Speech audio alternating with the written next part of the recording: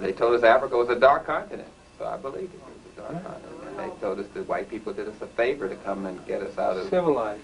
Yeah, civilized us. So we all believed that sort of thing, and that's what we were taught. I didn't know any better. Nobody did at that time, to tell you the truth. Except for some rabble-rouser that we didn't listen to too much. It was a Marcus Garvey or somebody. Yeah. Yeah, it was. And they kept that quiet too. Yeah, that was a rabble-rouser. And the Ethiopian incident with Mussolini, who killed so many black people. Did you realize how many black people in Harlem tried to join up and they wouldn't let them join? The Ethiopian army? No, that wasn't up there. Yeah. But that was a tremendous, that's what drove Mark, gave him the impetus to start his movement, the Ethiopian thing that Mussolini did and all those people. But the whole thing was like, we had a little community. My teacher was black, and the minister was black, and the store owners were black. Right. And you felt like kind of in a home. Yeah. So if you did something wrong, guy on the store would beat me and take me home. Teacher would beat you and take you home, and it was like, it was a different kind of a thing there, where you may have been a little more couched from all of that because there was so much love and concern around you. Right, right. But still they could come in your neighborhood and just take somebody out and lynch the hell out of you. It was a lot of stuff that my grandparents had seen that they just wouldn't even talk about. And where I live at now, a lot of the elderly people, they can smell the blood on the trees. So some of them don't even go in certain neighborhoods because they can still smell the blood on the trees from the lynchings and all. You're living where? I live in an island, Ladies Island, by Charleston and Savannah, which was a Jewish stronghold for slavery. The Jews owned that port up in Rhode Island as well. The Jews owned the port? That was the Jews, they owned that was their slave ports.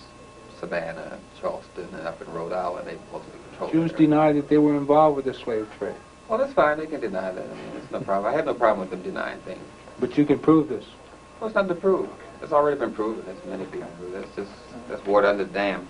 But I'm just saying, in that area, it's according to who enslaved you at the time, what kind of the culture you took on.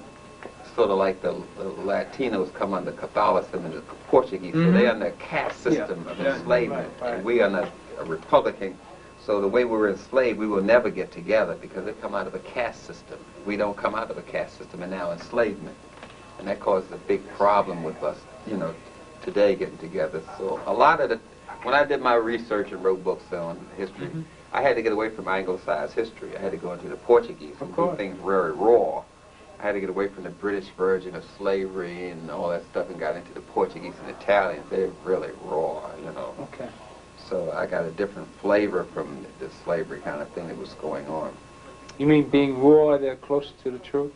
Yeah. I mean, they didn't code it up as much as the people English here. I got a hold of some of the recipes for cooking black women's behinds and the penis recipes for cooking the penis. And is that right? yeah, they have different seasons. I think they use a lot of sage with the black women's penis. Wait a minute. I think oregano or something like that's used with the black women's behind. Wait a minute. Eating black people? Yeah, they used to eat the dust of mummies too. It's nothing that they used to use as an aphrodisiac. They grind up the mummies and they used to take that as an aphrodisiac. That's Satanism. No, they sold Nat Turner's grease as well. When they killed him, they sold his grease. I mean, they always use cannibalism. It's in a book called Race and Civilization by Hertz. And he gets into all the recipes and traps they had for babies and children and things of that sort. Where do you find out this information? Well, Race and Civilization is a good book by Hertz. Hertz, okay. Yeah, it gets into the traps they had for people and how they cook them and the recipes and things of that sort. As far as the recipes for the slaves, you got to get into the planters' journals. And the planters' journals. They didn't call themselves slave masters. They call them planters. Okay. Nice word. Right. That's where you get that planters' peanuts from. That was the name of the slave masters. They call themselves planters, and you call it planters' peanuts. That's the Georgia slave masters. They were the planters of peanuts. While people got on this cart as being peanut land. Okay. That's where you get planters from. Right.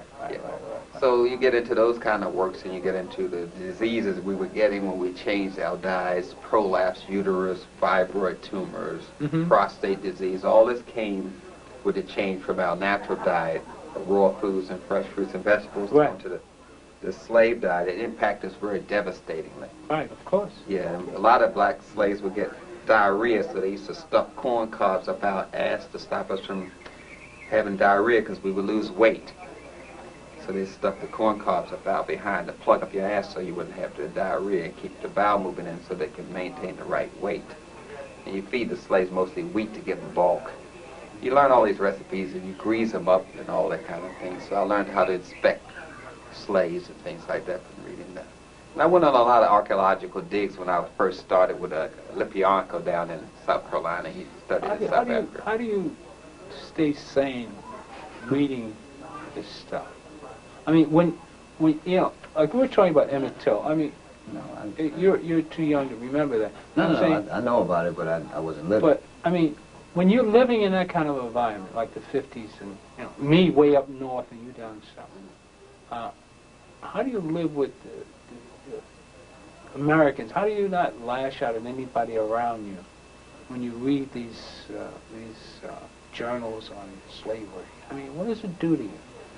Well, the thing about our history is it's very emotional.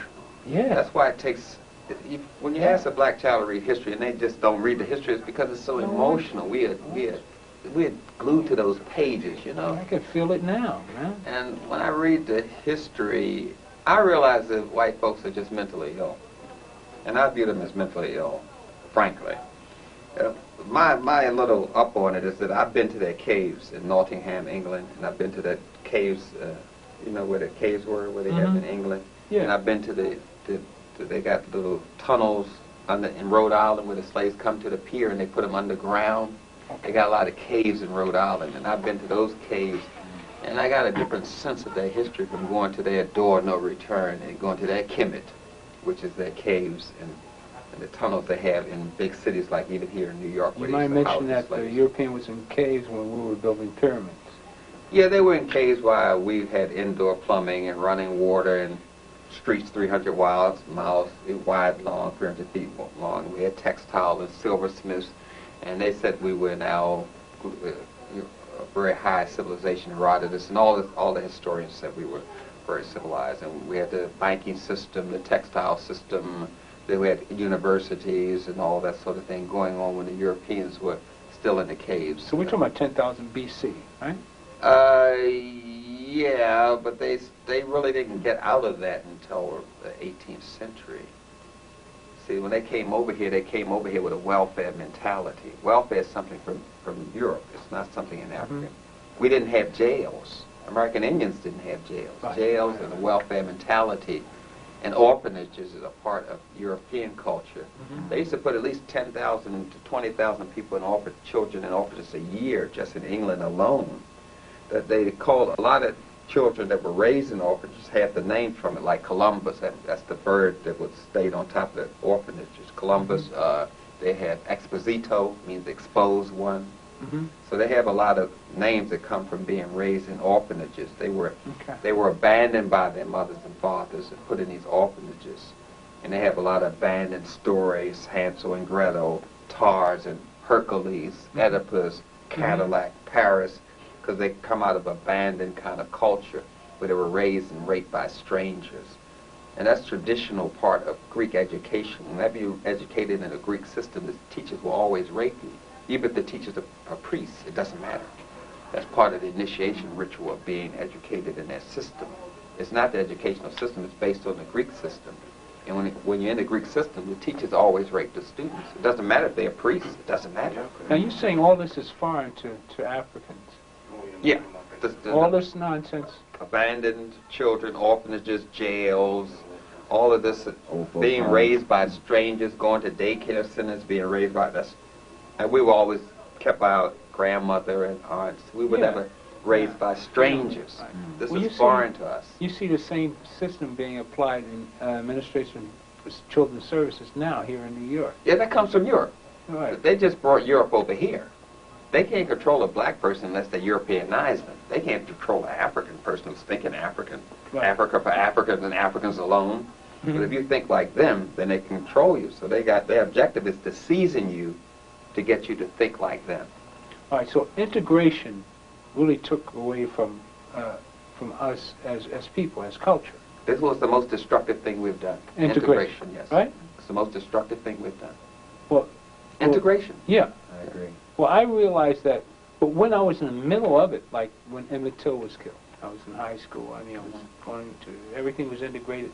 I saw white people as being normal. I mean, you just had a few of them that were kind of crazy down south, but most of the whites in the north were liberal-minded, and they seemed to be, you know, when I was in high school, I remember graduation, half my class was Jewish and Irish and Italian, and that's 1958 though, in New York. Well, see, you're using their psychology to measure what is normal and what is abnormal.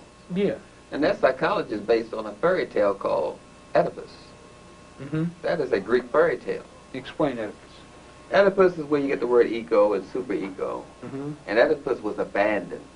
So they believe the mind was abandoned by God, so you can't trust your mind. It has an animal nature to it. It may cause you to rape your children and all that kind of stuff. There's an animal instinct in your mind. It's abandoned by God. That's why they use Oedipus, which is abandoned child.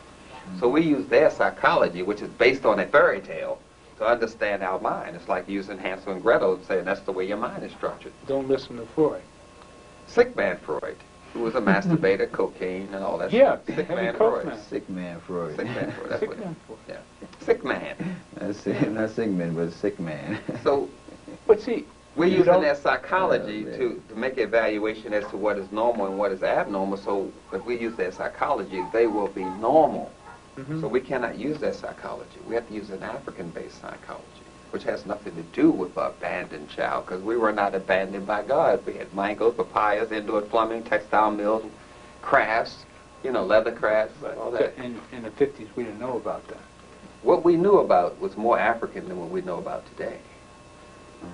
See, today we come on, somebody say feng shui, you're going to program your house by Japanese kind of stuff.